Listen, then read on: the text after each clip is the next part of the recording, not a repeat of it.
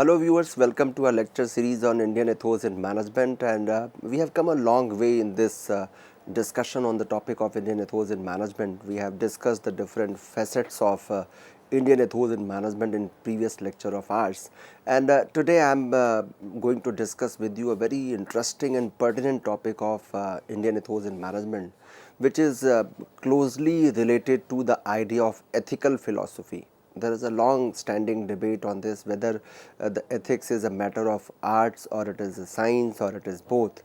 So I just thought that we should discuss on this topic as well, wherein we'll talk about the character competence of the corporation. And here I'll be telling you about the character competence of a corporate entity, and this is going to be part one of my discussion on this topic. And here we'll discuss about the paradigms of ethics. How do we develop an understanding of ethical dilemmas, and then ethical imperatives, whether it is individual, it is organizational, it is the market ethics, or it is a combination of all three. So, my dear learners, it is very much pertinent to discuss about this very dimension of ethics, wherein we'll talk about the idea of ethical philosophy. Many people ask me that, sir, why are we discussing ethics this much? Why this, there is a long debate going on the topic of ethical philosophy. The reason is very much clear, that somehow somewhere we are lacking in this very aspect in the race of the growth, which you can call as a rat race, that you are talking about making profits, but somehow ignoring the ways and means which are ethical. So it actually makes our task more realistic and more required, that why shouldn't we discuss on the topic of the very idea of ethical philosophy. So taking that in our mind, we should have a discussion on this topic, and that is why I am here with you on this topic.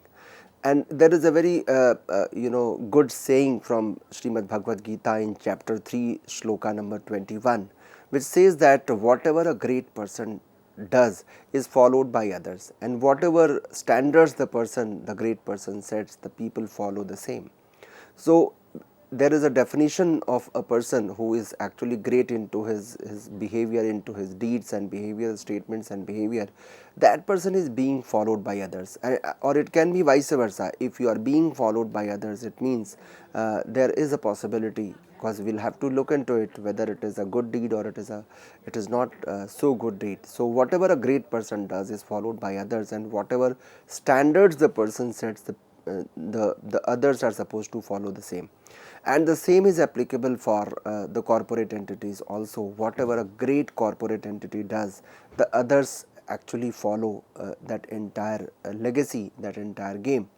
So here we are going to start our discussion with this very shloka from Bhagavad Gita, chapter 3, shloka number 21, that whatever a great person does is followed by others, and whatever standards the person sets, others they are going to follow the same. So the idea of ethical philosophy is, whether it is ancient or modern, there is also a long going debate on this, whether it's a modern idea or it's an ancient idea. I would say that it is both. It is ancient as well as modern. The shloka from Bhagavad Gita presents the concept of ethical benchmarking in a very clear manner. It clearly indicates that there is an ethical benchmarking, and if you are going to set, if you are a person who believes into the ethical ways and means, of course others are going to follow, because you are the only one who is going to sustain for long. And in the popular consciousness, this concept is also known as yatha raja tatha praja. So like a king, like the followers, like the citizens of that entire country where the Raja is there. So like yatha Raja tatha praja, that citizens and leaders, they are the mirror image of each other. Whatever the king or the Raja or the leader, here the Raja is a symbolic of the leader. So the way Raja is going to perform, the way the leader is going to perform, all other members, they are supposed to follow the same. Likewise, citizens and the leaders are the mirror image of each other. Whatever the leader is setting as a benchmark, the same is being followed by the citizens as well. So citizens and leaders, they are the mirror image of each other. They cannot, Raja cannot expect, leader cannot expect something different from their citizens. So whatever leader does, citizens are supposed to follow the same. So it is the leader who is going to bring the change. It is the leader who is going to inculcate the change. It is the leader who is going to initiate the change. So who is going to initiate, who is going to incorporate, who is going to implement? Of course, the answer is the leader. Or in case of monarchy, you can say the Raja, or in case of a democratic country, you can say the person who is having the control, who is having the reins in his hand. So that we need to understand, my dear learners, that the whole idea of ethical philosophy is not only ancient but also modern. It is not only an art but also a science. We have to understand that the way it is going to be implemented, that is more important for us. So the entire idea of ethical philosophy is very much pertinent as on date, or you can say, you can understand in it in this way, that in this 21st century, whatever challenges we are witnessing, the only solution to that is the entire idea of ethical philosophy. If it is implemented in letters and spirit, there is no problem which is going to stop us from gaining what we are supposed to gain. So the emphasis on high ethical standards are on the part of the leaders. Of course, the leaders are there who have to not only set but also implement the high ethical standards in a business setup. If I say business setup, since we are talking about Indian ethos in management with special reference to business setup, it is my duty to tell you that it is the leader of the business, it is the leadership of the corporate entity which is going to set the high ethical standards, and they are supposed to implement the same. And if we interpret the same shloka of Bhagavad Gita, with which I started my discussion today, if I interpret it in the corporate context, it implies that expression of CEO, that is Chief Executive Officer, it should in essence stand for the Chief Ethical Officer. Another expression of the same designation with which we are working, which is making it a modern way of looking at the designation, the expression of CEO, that should in essence stand for the Chief Ethical Officer. Why don't you behave like a person who is the chief controller, who is the chief of ensuring the ethical standards and implementing ethical benchmarks in a business enterprise? So if you are CEO, you have an additional role of working as Chief Ethical Officer. This is actually the essence of ethical philosophy which we are talking about. And the shloka of Gita is also applicable for corporate entities. We have to simply substitute this expression great person by great corporate. If we substitute the expression great person by great corporate, we find the same shloka to be applicable for corporate entities, and with that we can say whatever a great corporate does is followed by others. And whatever benchmarks a great corporate entity sets, that the same is being followed by others. So we have to understand, my dear learners, that what is the way of making a great corporate entity. Recently we have lost a great Indian corporate leader, Ratan Tata, and the entire Indian diaspora, the each and every segment of society, it was actually feeling very bad and sad about his demise, that there is going to be a gap in this Indian corporate setup. So what Tata has done, the legacy of that business enterprise is nothing less than a great corporate. There are a number of enterprises. I am not taking only one name. There are a number of business enterprises in India who themselves have exhibited that they are behaving like a great corporate entity. So their contribution to the country cannot be discounted. They simply did not do business only. They did business, but along with that they also took care of the social concern, the ethical ways of doing business. They had set a benchmark that while making their profit, while expanding their business enterprise, they have never compromised, they are not compromising with the ethical standards. somehow they are setting the ethical standards, and their ways and means of earning that profit is of course ethical. So we have to understand that this idea of ethical philosophy, at least for India, it is not new. It is an old story. And when I say there are number of case studies, I won't take a name of any corporate entity, but there are number of corporate entities, the huge in large numbers, who are actually following the ethical ways and means, and they are not only the following the ancient scriptures, but they are also modern in their way of implementing those guidelines. So whatever a great corporate does is followed by others, and whatever standards the corporate sets, others, they are supposed to follow the same. So during the ancient times, the concept of ethics in business, or at that point of time it was being called as business ethics. It was expressed by an old expression that is called Shubh Labh. When I say Shubh Labh, Shubh was actually a metaphor used for indicating ethics, and Labh is of course the profit. So it was indicating about the ethical profits, or the profit earned through ethical means. So in that during ancient times, when we were talking about business ethics, it was expressed by a very simplest expression, that is Shubh Labh, that we have to make our profit which is ethical, which is earned through ethical ways and means. And this idea, this entire idea of Shubh Labh, it remains valid even today. Even though the nature of production system, the type of organizations we are witnessing, the technological revolution we are witnessing, the kind of change we are witnessing in business format, they have undergone several changes, or I can say that there is a complete revamp in terms of the type of business formats we are witnessing, in terms of the nature of production system, in terms of the technological challenges and changes we are witnessing. There is huge change.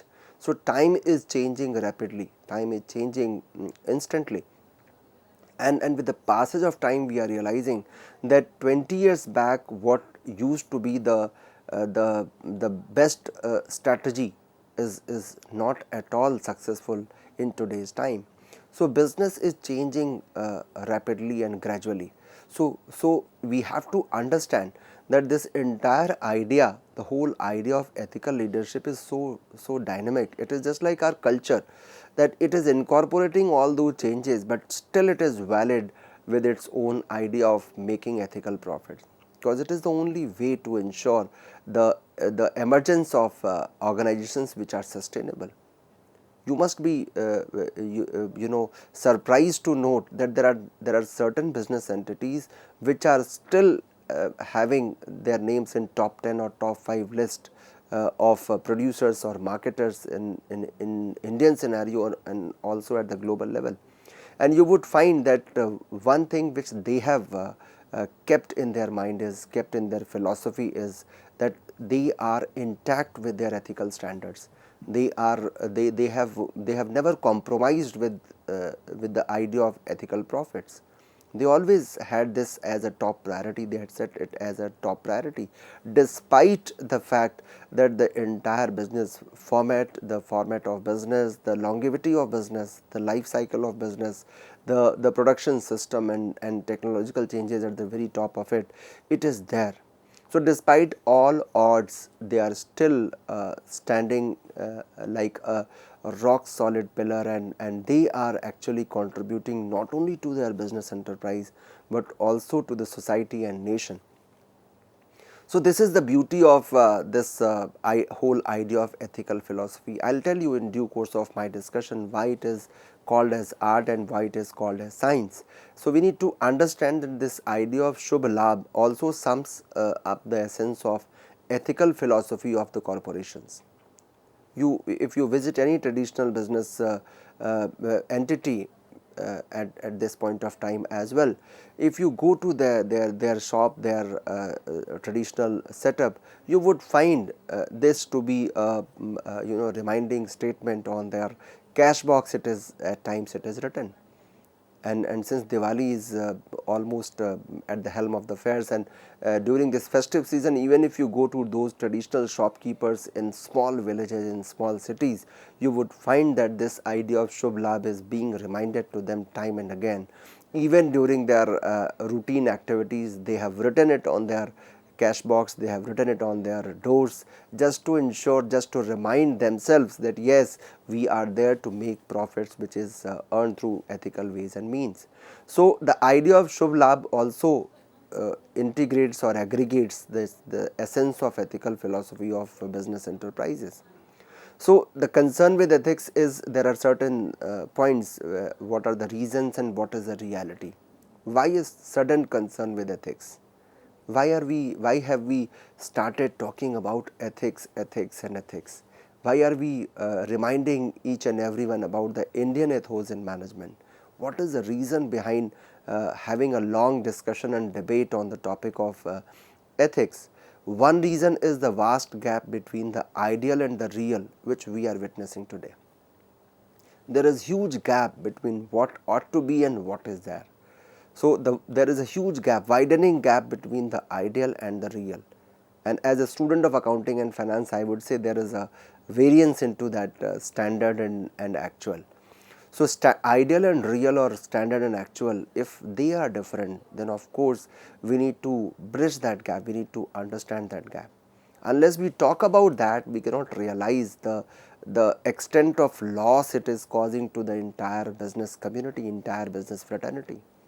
So the reason why there is a sudden increase or sudden concern for ethics or business ethics is very simple, that there is a vast gap between the ideal and the real which we are witnessing today. There is a gap between the statement of values and the state of values, जिसको हम कहते हैं कथनी और करनी में अंतर.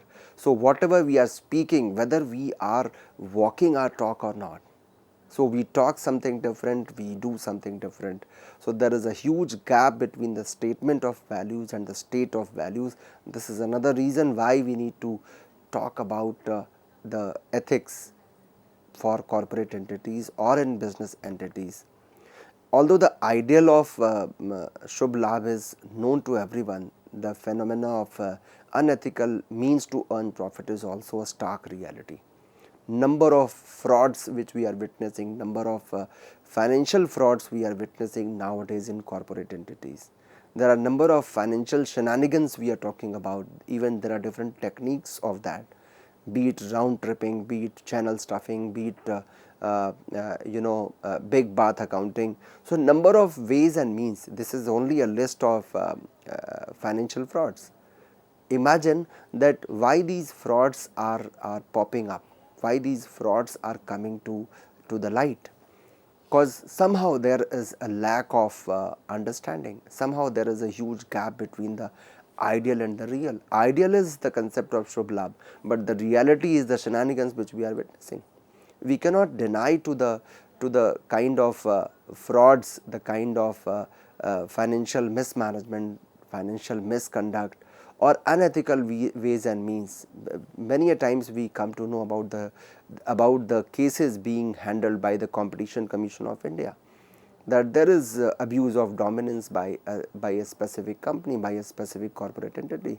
There is some anti-dumping measures being taken by the CCI. It has come to their knowledge.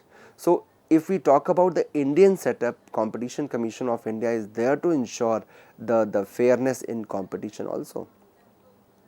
So if these things are until and unless these kind of stark realities are in front of us, we cannot deny to our concern with the word ethics, with the whole idea of ethics, with the whole philosophy of ethics, which is very much rooted into our Indian philosophy. We have always been talking about making profits through ethical ways and means, and this is actually this actually gives us the sense of Indianness, that we believe into making less profit, but whatever profit we are making, that gives us a confidence that yes, this profit which I have earned is actually earned with by the ethical ways and means.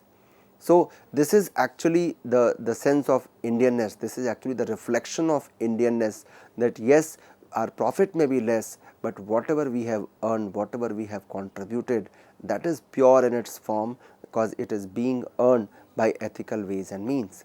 So, with this kind of debate going on, that what are the reasons and reality of sudden increase in concern with ethics. I told you that there is a vast gap between the ideal and the real.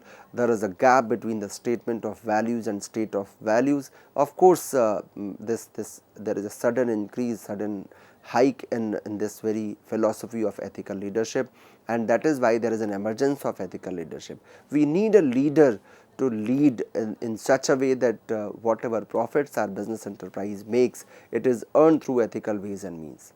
So, the need for ethical sensitivity, I would say, it is the need for ethical sensitivity to narrow down this gap between the ideal and the real, between the statement of values and state of values, between the thought, speech and action. The difference which we are witnessing nowadays, what we need is, we need sensitivity towards the ethical values. So, how much sensitive we are towards our ethical values, how much sensitive our leadership is towards the ethical ways and means. There is a short term gain which is knocking our door, but at the cost of compromising the ethical ways and means. Are we ready to, are we going to accept that, or we are so sensitive enough to say no to it? So, that is something which is needed nowadays, and there is a huge difference which we are witnessing in terms of thought, speech and action, to which we call as mansa vacha karmana, that we are thinking something else, we are speaking something else, but when it comes to our action, it is actually giving a very different kind of signal. The company which is being known for all, the company which is offering you a platform where you can search whether the data of a specific company is right or wrong, whether it is truth or not, and the most awarded and decorated CEO, somehow it comes to light on one fine day, and on one fine morning we come to know that the person who was so much decorated, the person who was so much awarded for his contribution to the corporate, has committed this kind of crime, has committed this financial fraud. It is going to shake the entire foundation of ethical leadership. So, my dear learners, why are we talking about this ethical philosophy, ethical leadership? The only reason behind this is to ensure that if we are reminded of those ethical values and leadership, if we know the root of the problem, then of course the problem will never come, because the problem need to be rooted out. If we try to somehow manage with the situation, that is not going to help. We should ensure that such kind of activities, such kind of news should not be repeated in future.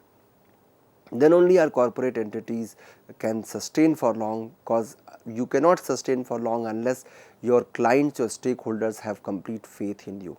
So, the need for ethical sensitivity is very much needed here to narrow down the gap which is being visible here in terms of the difference between the ideal and the real, between the statement of values and state of values. Your statement of value is very good, but the state of implementing value is very poor. That is not going to serve our purpose. In Bhagavad Gita, in chapter 4, shloka number 7 and 8, if we read that, we find the dynamics of ethics being manifested through the arrival of ethical leadership, and this is done to correct the social imbalance which is caused by the unethical practices, popularly called there as adharma. So, in that specific shloka, why I am citing that Indian scripture, because we are here to discuss about the Indian ethos in management. Long back it has been written there that we have to correct the social imbalance which is caused by unethical practices, to which earlier we were calling as adharma. So, as and when goodness declines and wickedness shows its rise, in such situations the God, the Almighty himself is going to arise. It is being given there. So, for the protection of good and destruction of evil, the Almighty is born in every age for establishing goodwill. This is basically written in that scripture, that and we all know about yada yada hi dharmasya glanir bhavati bharata. abhyuthanam adharmasya tadatmanam srijamyaham. So that is there into our scripture, that whenever there is a deterioration in goodness, whenever there is you find decline in the ethical values, there is someone who will come to take the lead and eliminate all those wrongdoings. So here we have come to a point where we can talk about expression of ethical entropy. There are many developments which are part of the current global reality, and they are indicative of the rise in social entropy, or what you call as negative energy, or popularly being called as negergy, indicated by negergy, negergy, that there is a positive energy, there is a negative energy. So many developments which are part of the present reality, we all understand, and they are reflective of the rise in social entropy, or what you call as negative energy. There is a study by Justice V.R. Krishna Iyer in 1996 which says that which prefers the expression ethical entropy to refer to the developments which are seriously eroding our polity. So, as if we I have to quote the statement by Justice V.R. Krishna Iyer. He says that the expression ethical entropy is the right word to refer to the developments which are seriously eroding, seriously rupturing our polity. So we need to understand this entire idea of ethical entropy.